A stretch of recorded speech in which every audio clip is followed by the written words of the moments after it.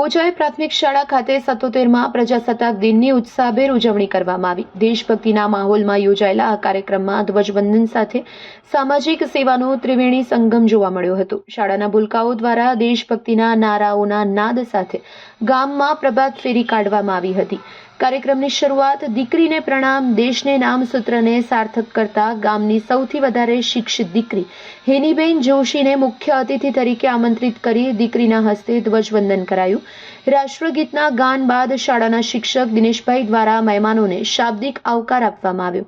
શાળા તેમજ આંગણવાડીના ભૂલકાઓ દ્વારા દેશભક્તિ ગીત તેમજ સાંસ્કૃતિક કૃતિ રજૂ કરવામાં આવી હતી, જેમાં કચ્છી રાસ, હાસ્ય નાટક, કોમેડી ડાન્સ, પ્રેરણાદાયી નાટક, સાંસ્કૃતિક નૃત્ય વગેરે કૃતિએ સૌને મંત્રમુગ્ધ કર્યા હતા।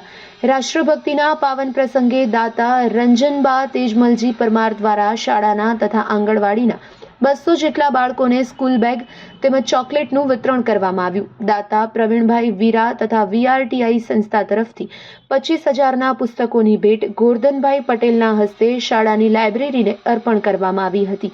દાતાના સેવાકીય કાર્યને શાળા પરિવાર તેમજ ગ્રામજનોએ સન્માનપત્ર આપી મુક્ત કંઠે બિરદાવ્યું હતું। કાર્યક્રમમાં જાણીતા મોટિવેશનલ સ્પીકર તેમજ લેખક રમજાનભાઈ હસણિયા સાહેબ અને લેખક ગોરધનભાઈ પટેલ વિશેષ મહેમાન તરીકે ઉપસ્થિત રહ્યા। રમજાનભાઈ હસાણિયા પોતે પ્રેરક ઉદ્બોધનમાં સાંસ્કૃતિક કાર્યક્રમમાં ભાગ લીધેલ બાળકોનો ઉત્સાહ વધારતા જણાવ્યું કે અમે પણ આવી નાના ગામડાઓની શાળા અને ગુરુજીઓ થકી જ મોટા બન્યા છીએ। સમગ્ર કાર્યક્રમનું સંચાલન ભાવેશ પ્રજાપતિએ કર્યું હતું, તો કાર્યક્રમના અંતે શાળાના આચાર્ય ઇકબાલભાઈ સાટી દ્વારા દાતાઓ, આમંત્રિત મહેમાનો તેમજ ગ્રામજનોનો આભાર વ્યક્ત કરવામાં આવ્યો હતો। અંતે વિદ્યાર્થીઓ તેમજ ગ્રામજનોને મીઠાઈની વહેંચણી કરાઈ હતી।